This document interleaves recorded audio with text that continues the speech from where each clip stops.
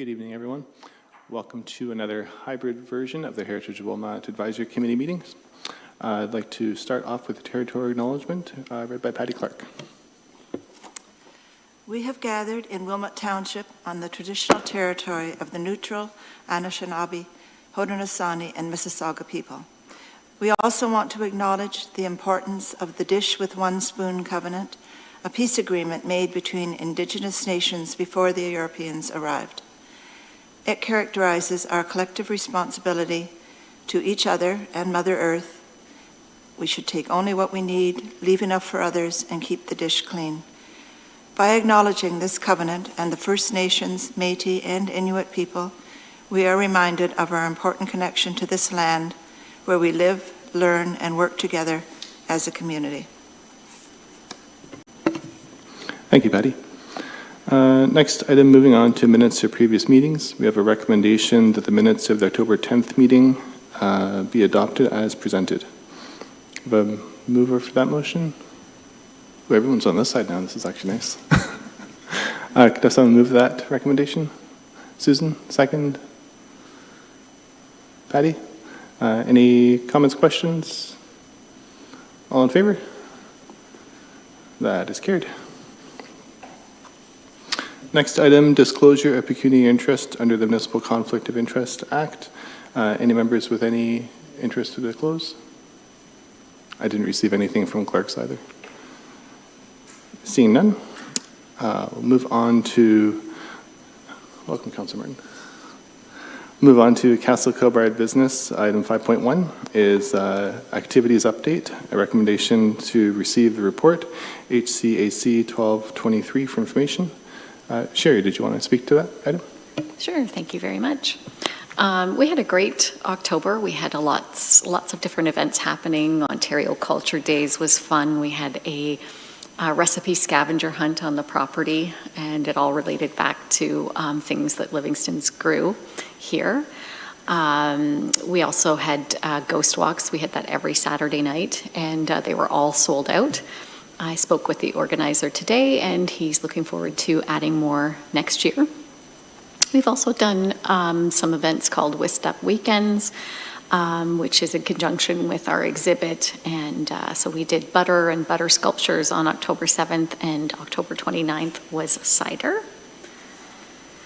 We've had quite a few school visits, and I want to thank Colleen for coming to help with one. We had 50 students from the international students from the Renison University, and so I greatly appreciated her help. And we also had the Canadian Independent College as well from St. Agatha, and we had groups from Lanark Village and Dune Village as well. I mentioned at the last meeting that James Livingston was going to be featured in the Dictionary of Canadian Biography. Kindly, Andrew included that on the package here, and we're quite pleased to see him included. Are there any questions about the report? Al? Yeah, my question is actually about the article in the Dictionary of Canadian Biography. This is a done deal? So this was actually done independently. They didn't even ask us for input. They just asked us for a image, and it was written by Nancy Silcox. Yeah. Now, I noticed there's several discrepancies in this piece, which troubles me greatly. And I know it's probably published and there's nothing that we can do about it, but I think it just bothers me. I will use the word discrepancy, but I'd say that's worse than a discrepancy in a few of them. That sounds good. If you'd like to put a recommendation forward to have some amendments, I can contact not the author, but I can contact the organizers on behalf of the committee if you'd like. That might be a good idea. Perfect. So yeah, I don't know how we go about doing that, but If you'd like to forward your thoughts on to me, if there's any Okay. other members as well. That I can do that. Now, I mean, maybe I'll be enlightened, and there are some things that have come into existence that I wasn't aware of, but we can talk about that. But I just felt I had to say something because it troubles me greatly. Yes. Okay, thanks, Al. So, Sherry, if Al just forwards that to you, that'd be good? Okay. Could I ask a question? Would it be okay, Al, to comment, like, are there some things that you could say offhand? I was just kind of curious what some of those discrepancies are. Sure. I know the author, so I mean, it has nothing to do with it, actually. There are, some of these are probably language, but there are some factual errors as well, and that I'm aware of. Now, as I said, Sherry, there may have been more stuff turned up since I did my last big boat of primary research on all this. But the one thing that it talks about here is, and this may be semantics, but I think it's important. There are problems with some of the dates. 1864 is when J&J Livingston was formed, and they started in Wellesley. And if I make a mistake, I'm sure Sherry will correct me. And that's kind of where it all started. But it refers to here that they were actually making linseed oil, and they didn't start making linseed oil till at the earliest 1872. And that date we're not exactly 100% sure on. It also talks about the Perrine brothers and the linseed oil. Perrine brothers never, ever made linseed oil. They were involved with the making, Canada Cordage, which still exists today, is what Perrine brothers was. And so they were into the fiber aspect of flax, not the oil aspect of flax. And the other thing is, it talks about flax being the most important product of the company. Well, flax is not the product. Flax is the commodity. And the product is linseed oil and the tow that was used to make the fabric for furniture stuffing and thread and all that stuff. That is the product. And so there's, it's just, it may seem like small things, but some of them are, those are a few that jump out right away. No, that makes sense. I mean, I think it's important if you're aware of these factual errors, it'd be good to correct them, I think. Yeah, I agree. If there's things we can correct on it, we should do that. Yeah, the problem is once, I won't call myself a historian. I'm a student of history. I wish I was a historian, getting paid to do it, but that's another story. But the thing is, as soon as people see something in print, they think that's it, and there's been a lot of, especially around 1967 when everybody was out writing books for the centennial, those books are so full of misinformation. And as soon as you see it in print, well, that's it. That's gospel. It's written down somewhere. And so anyway, I've rambled on enough. Thanks, Al.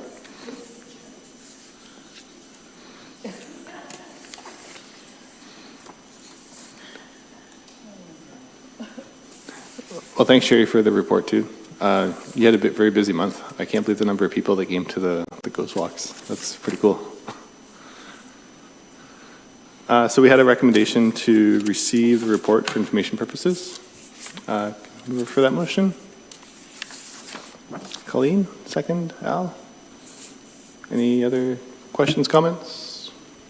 Seeing none, all in favor? That is carried.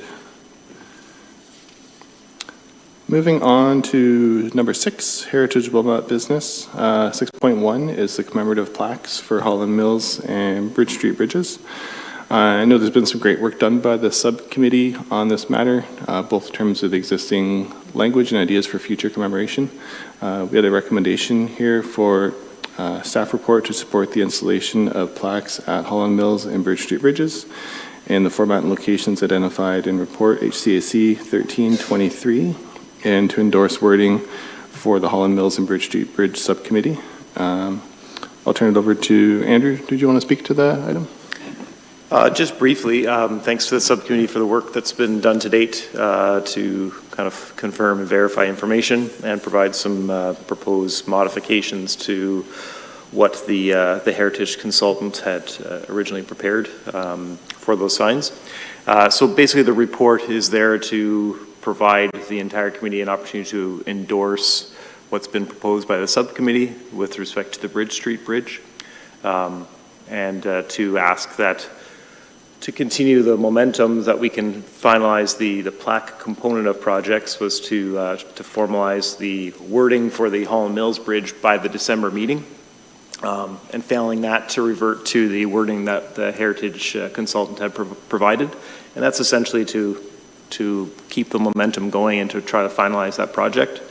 And then ultimately following that, if there was, if that subcommittee wanted to kind of expand its role to look at the commemorative, interpretive signs rather, for all of the bridges, that's a project that could be undertaken outside of this. Some of that work having already been done, and to expand upon that work, so that could be something that could be looked at as a extension or subsequent project, I guess. But for the time being, staff are recommending that proceed with commemorative plaques, similar to what we utilize to represent other heritage buildings, kind of representative of that at least. The plaque would be installed on the inset that was constructed on the Bridge Street Bridge, and the report provides a recommended location for a plaque for the Holland Mills location. So finalizing the wording of the Holland Mills Bridge by the December meeting would allow our engineering staff to finalize the production of those plaques and have them installed and finish that capital project. So ultimately the report includes some recommendations for endorsement of the location and the proposed wording on Bridge Street, and then to ask that the subcommittee finalize any draft amended wording for the Holland Mills Bridge prior to the December meeting for final endorsement by this committee. Thanks, Andrew.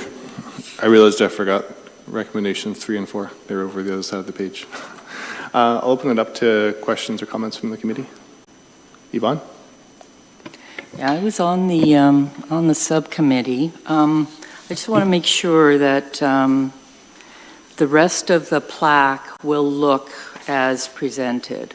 So it's got the heading, and then it's got the little, like the shadow, the what do you call that? Like the drawing, right? So the plaque will look like it's presented. It's just the wording. Correct. Yeah. So that I kind of provided the side by side just to say this is what the plaque looks like, but this would be the wording that would be placed on the plaque. So yeah, the intent would be to kind of go through with what the heritage consultant had provided originally, excuse me, and just refine the wording as necessary, as deemed to be desirable by this committee. Okay. The other thing is, I just wanted to mention that I went through some older documents, and the Holland Mills Bridge wording was actually presented to to Heritage Wilmot on October 20th, 2019. The actual wording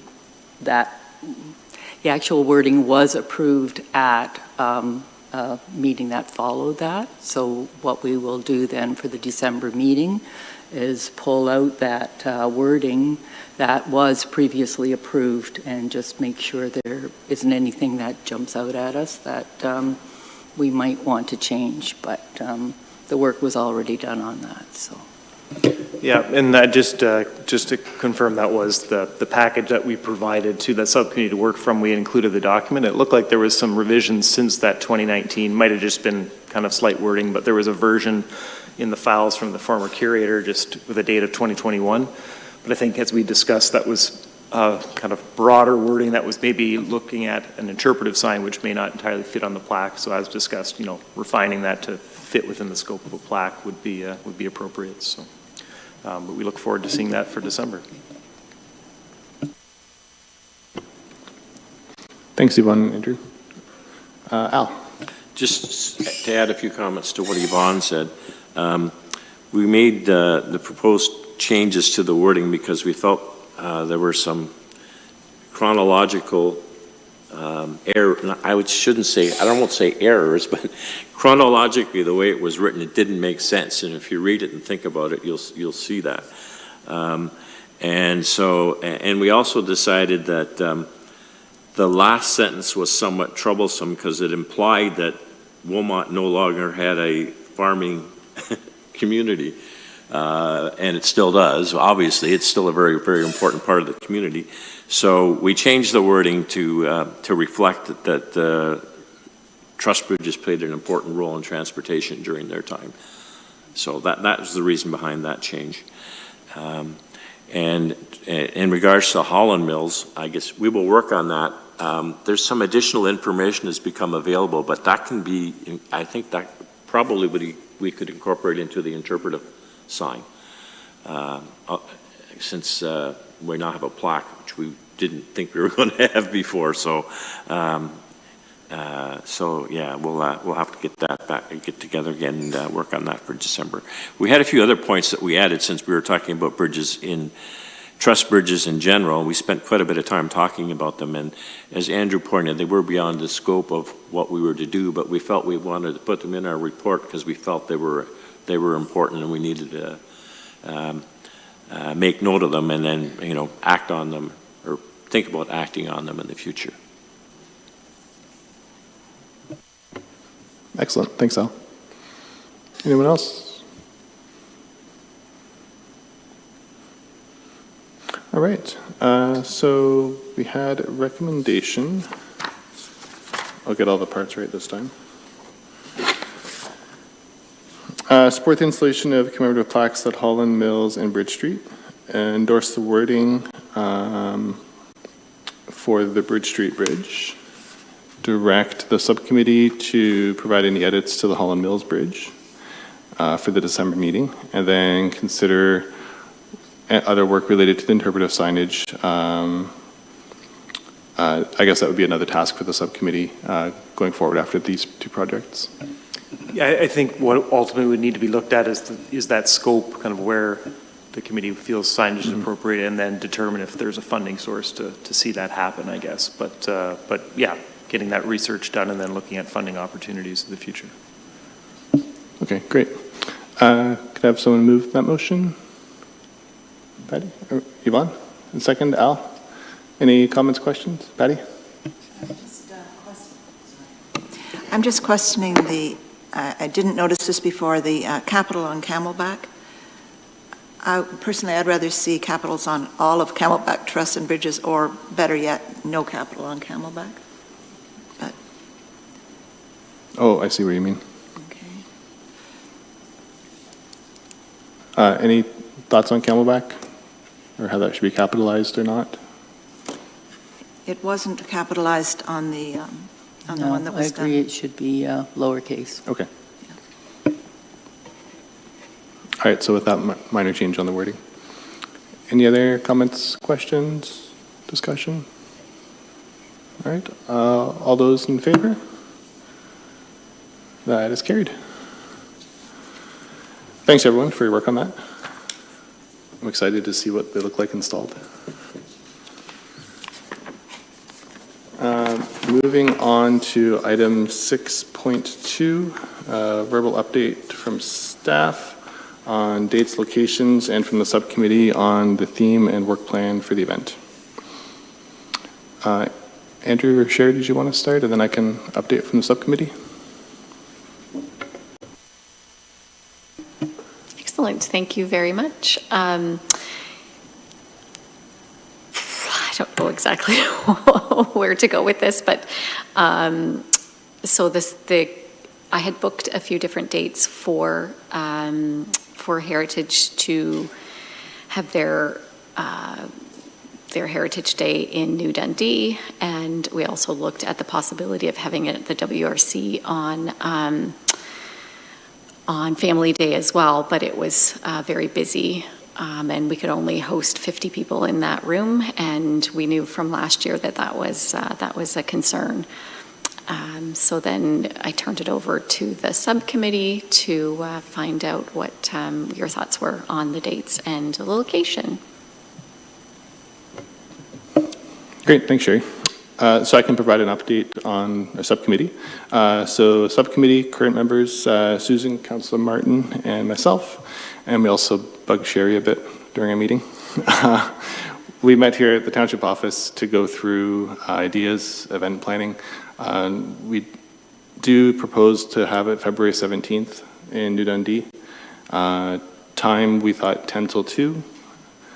So it's not a full day commitment, but it's a good amount of time.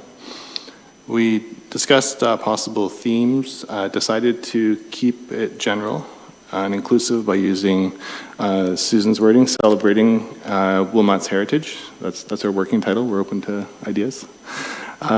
We talked about bringing some materials from the township archives, perhaps specific to New Dundee to help enhance some of the displays, and then also putting out a call for a collector showcase so members of the public can bring in materials. Sherry had indicated that there's been great success with a similar type of thing on the Heritage Committee that she's involved in St. Mary's, so we thought we'd try that here. And then we talked about kind of timing. We thought we'd put out save the dates in December, and then formal invites would go in January. And there's the master list of heritage organizations that the township has, so we'll send the save the dates to them, and then also work on a tie-in to Black History Month, and also the Indigenous community as well. So I think that was about it. Councillor Martin or Susan, anything else, or Sherry I missed? All right, I'll open it up to the rest of the committee. Any comments, questions, thoughts? Ren? I thought of a theme the other day, just going for a drive. I thought it would be good if we, sometime, we don't have to do it this year, of celebrating Huron Road, which was very, very important to Wilmot. And that goes right from, Trussler Road, right up to Punky Doodles. And, it goes near New Dundee, but there's a lot of little communities and houses and that it would be a real good thing to celebrate. And the other thing is the Kitchener Heritage or anybody else having a similar event this year, or are we the only one again? Thanks, Ren. I like the idea of the Huron Road. I think that's a great idea.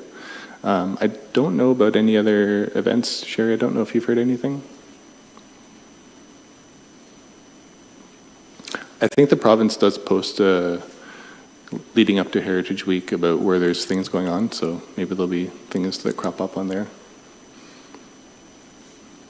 Yvonne?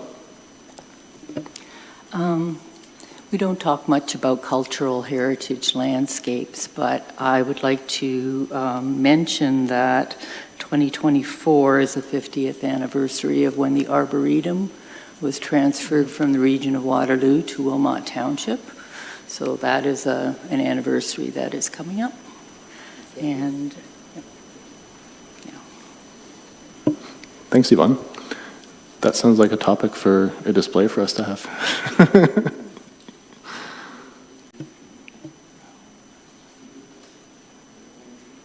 Al? We had a bit of a discussion at our subcommittee meeting about possibly, and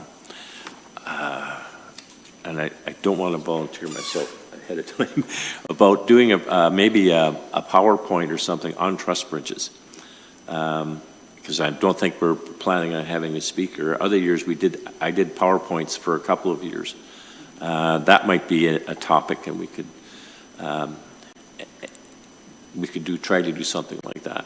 And ideally, we'd like to get information on the, what we named the Northern Truss Bridges, thanks to Patty, because those bridges have been gone for quite some time. So it would be nice to sort of take a view of, and try to come up with something. I mean, that's a possibility. That would be good too. We did talk about having slides or a PowerPoint going during the meeting, so we could, if there's some photos and things about bridges, we could do that. We did talk about possibly having a presentation. We didn't land on that one way or another. So if you're adventurous, you could do one, or we could do the PowerPoint and we could do something another time on that as well. Yeah, okay, I will volunteer, but I will have to speak with my editor first to make sure it's a go. And we could just do the PowerPoint version this year, if you like.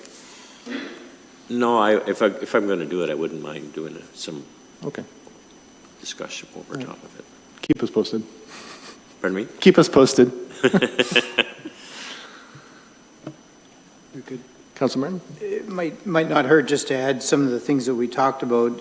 I had looked into seeing if we could get a speaker considering February is Black History Month. And I wasn't able, the person that I'd reached out to was from the Stroll Walking Tours, and she's done some tours in Kitchener in terms of Black history and early businesses owned by persons who are Black.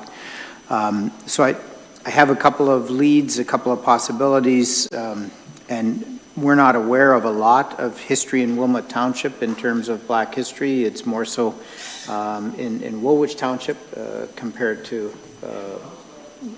well, like the Queensbush settlement was over further, is my understanding. But you think there was a settlement right in Wellesley, or and where would that have been?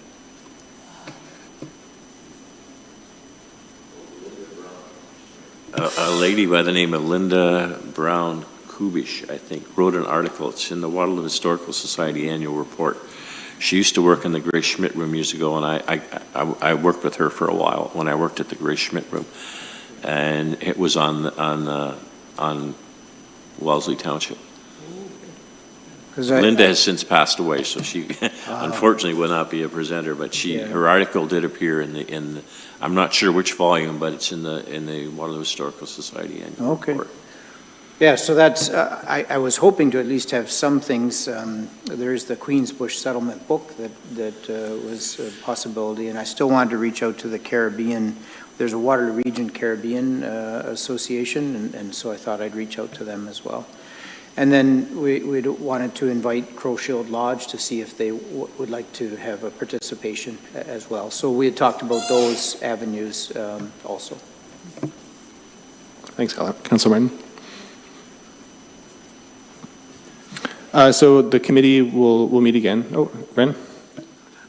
Is it premature to get in touch with those wonderful girls from New Dundee that put on the soup? And we did talk about that we should do that. So I got the names of all the ladies yet, so we haven't done it in a couple of years with them, so, but I'm not sure how many of them still want to do it, so we'll have to find out, but I can broach the subject with them. Okay. Sherry, I can't recall, did you have contacts at the Women's Institute? I do have a contact. If yours don't pan out, if you'd like to speak in, that would be great. Okay. Sounds good. Perfect. Yes, we definitely did talk about having food from the Women's Institute. Yeah. Great. Yeah, so our subcommittee will meet again before the next meeting, and we'll give an update, and we'll work with Sherry on getting some save the dates out, and go from there. We're open to a couple other members. We have room if anyone else is interested. So Didn't we confirm the date for this? We did. Yeah. Yeah, the 17th, 10 till 2. So far, the general theme, as I mentioned, of the celebrating Wilmot's heritage. So we could keep it general this year, and then I like the idea of the Huron Road, so that maybe that's something we can do as a theme for next year. Any other thoughts, comments? Yvonne? I just have to correct, it's not 50 years, it's 30 years, because it was 1994. I'm just looking at my article. I wrote an article about the Arboretum, that's why I was looking it up. May 12th, 1994, the region of Waterloo officially transferred the deed. So it's actually 30, not 50. Sorry. Thanks, Yvonne. So we had a recommendation, Heritage Day be held on blank. We'll put February 17th, 2024, at the following location and time. So New Dundee Community Center, 10 till 2. And theme for the event be celebrating Wilmot's heritage. So that was what we thought as a subcommittee. Can I have a mover for that motion? Councilor Martin, second. Patty? Any other final thoughts, discussion? All in favor? All right, that is carried. Next item was 6.3, Heritage Register update of non-designated properties. Not a lot of update yet. The team hasn't been able to meet yet to discuss next steps and contacting property owners, but we'll endeavor to do that and then give an update to the group at the next meeting. So stay tuned for that. 6.4, former water lot, verbal update from staff on status. Andrew? Thank you. Just briefly, I was requested just to kind of advise, or give information to the committee as to where the project's at. So the site plan approval and building permits have been issued. Construction is substantially underway with helical piers being installed as we speak. Well, not as we speak, but today and previous days. So they're well underway. As discussed, the committee endorsed the project in general with colors and building materials. They're still determining their finances available to them for restoration of the original home. So as we kind of provided for previously, when they make that final determination on kind of the, whether they're going to strip the existing paint or repaint or what the plan is, those items would come back to the committee just for further information and comment if necessary. But at this point, they're going to proceed with the construction of the new building, interior renovations to the existing home, and then see where things are at in the spring to make a determination on the scope of external work completed on the existing home. Thanks, Andrew. Do you know if they intend to have construction just now that they've got going, just continue on the work on the new part? Just kind of going from there?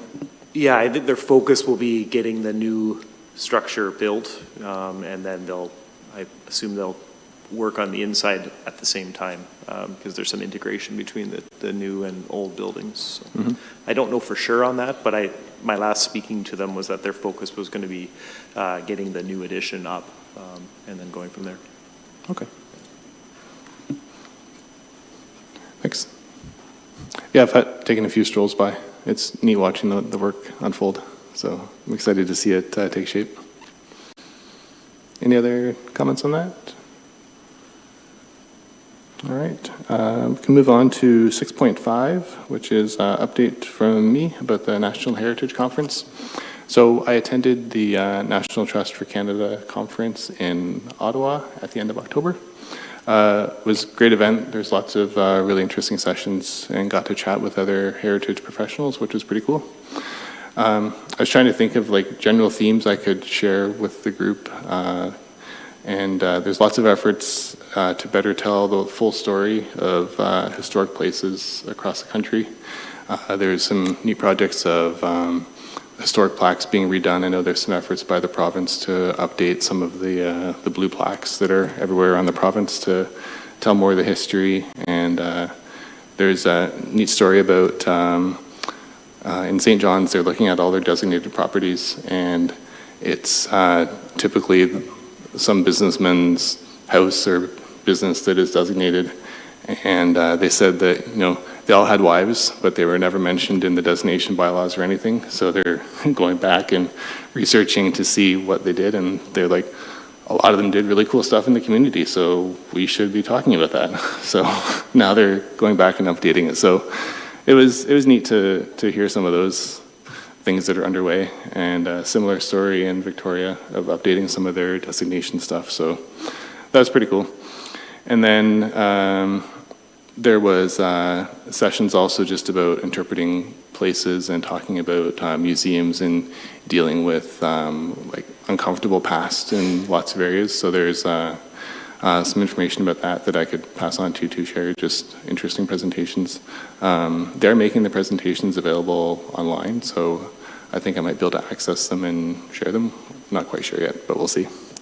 And then other big takeaway, there was lots of talk about adaptive reuse and recognizing the embodied carbon in buildings that are already there, and trying to do what we can to keep the building materials that are there rather than just taking them to a landfill. So lots of neat stories about cool adaptive reuse projects, and lots and lots of stuff about churches that are no longer used for churches and what can we do with them, because they're really neat buildings and big, strong, and sturdy buildings that we can do something else with. So that was just some of the themes, but overall it was an excellent conference. I think they said there was 900 delegates there total, so it's a pretty big event, and fortunate to go. So I thought I would just share an update with the committee. And next year's conference is in Montreal, I believe. So I don't know if I'll go yet, but we'll see. That was all I had for that item. We can move on to number 7, which is announcements, info sharing, any items for the next meeting. Ren? Hey, Nick, how do you get to go to that? Do you pay for that? Is that something that this committee helps you pay for, or does your work pay? Yeah, thanks, Ren. It's through my work, just with the work that I do professionally. So there's my company sponsored the conference as well, so there was a couple of us that got to go. So I was one of those people this year. Yep. Al? Just a couple of announcements. Just to follow up to the comment you made on churches, there was an article in the Record not that long ago about a few church projects here in the region at St. Peter's Lutheran in Kitchener, St. Matthew's Lutheran in Kitchener, and St. Mark's, which are being, St. Mark's is being completely switched over to affordable housing. And there's housing being created at St. Peter's. They're readapting the use of their buildings. So it is happening within the region. So that's an interesting and an encouraging thing to see. The other thing I was going to mention as a tie-in to your presentation about carbon. Link did a presentation to our adult learning session at Trinity Lutheran on Saturday, or Sunday. We have our adult learning sessions on Sunday. And they are really emphasizing the fact now that they're striving to be a zero, I'm going to get this term wrong, and they're going to be not produce any, what's the term, zero? Carbon neutral project, yeah. And one of the reasons, the big points that they're emphasizing now is the fact that they're retaining the existing mill building rather than tearing a structure down to create affordable housing and then producing all that carbon into the atmosphere to build a new building. I think that's something that we as the Heritage Group need to get that. It is there, but it needs to be better. We need to get a better job of putting it out there. That all the carbon that's embedded in these old structures is, if they're taken down, it's all going to be put back into the atmosphere. Mm-hmm. And that goes down to even small things like replacing the windows in your house, or because and the government's got this. I'll get off. I'll stand on my soapbox and get off it quickly. But the government's got the whole window thing wrong because they're encouraging everybody to pull windows out of their homes and put vinyl windows in many cases. And of course, what's vinyl made from? It's made from oil, and you put tons and tons of carbon into the atmosphere to put those where you have existing windows where that's, it's already there. So, but anyway, that's an important message that I think we need to do a better job of getting out there as to why heritage preservation is important. And I have one announcement, and then I'm done. The Kitchener-Waterloo Cambridge Postcard Club, Regional Postcard Club, is having a meeting this Sunday. It's the club, like a lot of organizations I'm a member, is struggling post-COVID, and this is their first meeting, and it's going to be at First Church of Christ Scientist on Water Street in Kitchener on Sunday afternoon from 2 to 4. And so we're kind of looking forward to that. We're not too sure what kind of turnout we're going to have. So I just wanted to put that out there. 2 to 4, yeah. So it's, again, it's the first try at a meeting since COVID, and we'll see where it goes. I was at the Historical Society. They had their second meeting since COVID, and it was there was a reasonably good turnout. But again, they're trying to figure out, like all organizations, how we go forward and get people back. And so, anyway, if you're interested, that's happening on Sunday. Thanks, Al. I'm glad you mentioned the churches too, because there was one presentation where they talked about, I think, 5 different churches, and some of them were in Hamilton, and they did mention 2 of the ones in Kitchener-Waterloo, just some of the work they're going over. It was mentioned generally, but they're on the radar for sure. And then the talk about carbon and trying to get the message out that keeping a building or materials, it just offsets the cost and like cost, but also carbon emissions of creating new materials. So I know the national organization, that's something they're going to really start promoting soon. So I know we've seen some of that from the ACO as well. So I'm hoping that if everyone starts talking about that it starts to latch on. So we'll see. Yvonne? And just speaking about that church, the Architectural Conservancy North Waterloo branch is going to have a tour available on Saturday, November the 18th from 12 till 4 at First Church of Christ Scientist. That's on Water Street.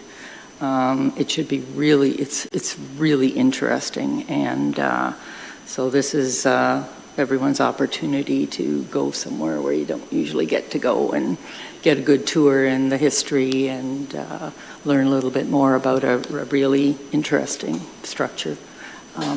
And I did read the article that Al mentioned. It might have been in today's paper or yesterday, where it was talking about a church being renovated into apartments. Like, I think it was like 16 apartments, and I thought I would move into a church.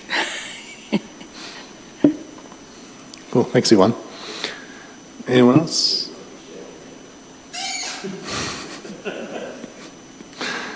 Any other info sharing or items for next meeting? If anyone knows of anything now.